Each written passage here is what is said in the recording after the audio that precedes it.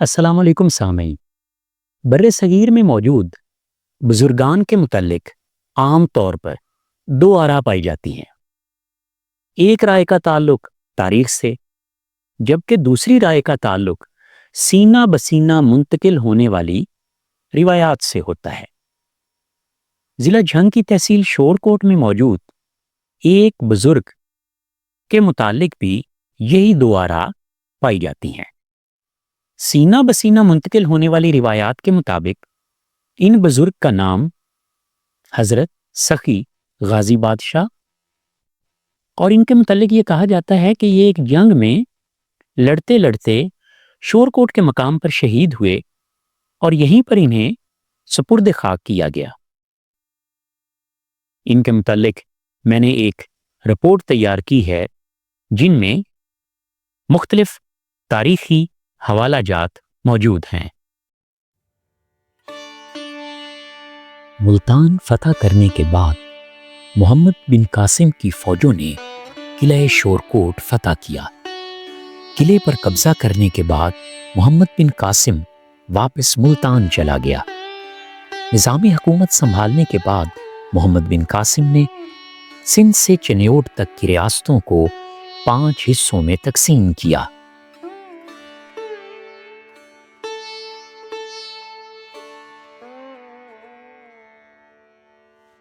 روہڑی، ملتان، شورکوٹ، چنیوٹ اور کوٹ کروڑ۔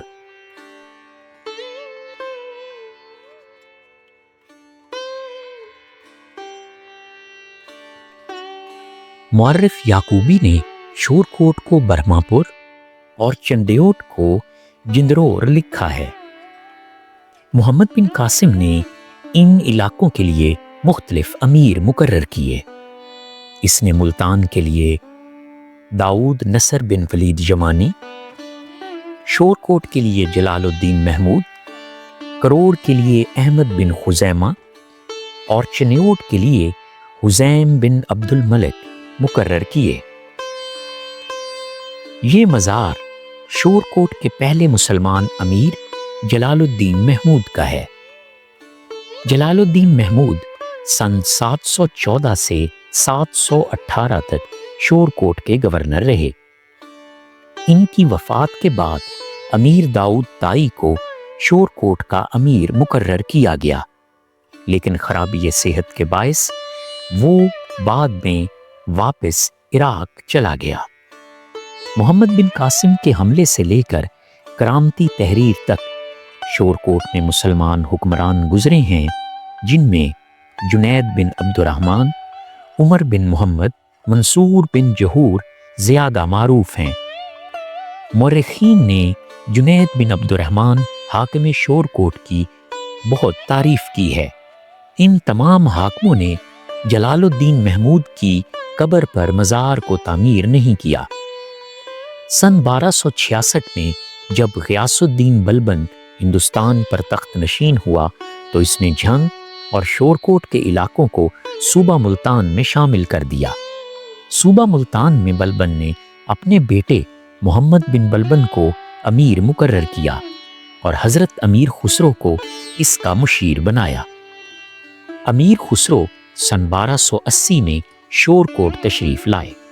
یہاں پر انہوں نے جلال الدین محمود کی قبر پر حاضری دی اور سلطان سے فرمائش کی کہ وہ مزار کو پختہ بنوائے۔ چنانچہ انہی کے عہد میں پہلی مرتبہ یہ مزار تعمیر ہوا۔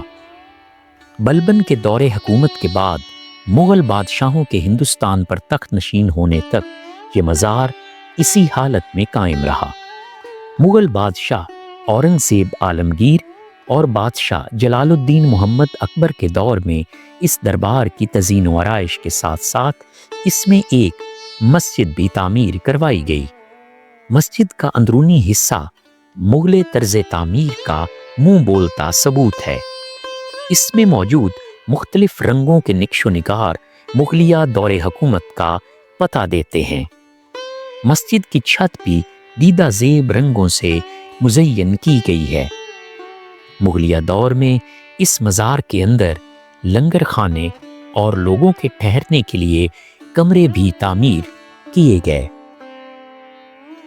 ان کمروں کے نشانات اب بھی یہاں موجود ہیں۔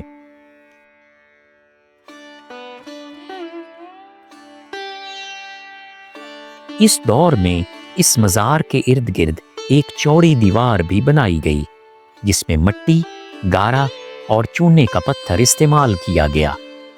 مزار کے دائیں جانب ایک لمبی قبر بھی موجود ہے جس پر سید عبد المعالی ہاشمی کے نام کا کتبہ کندہ ہے۔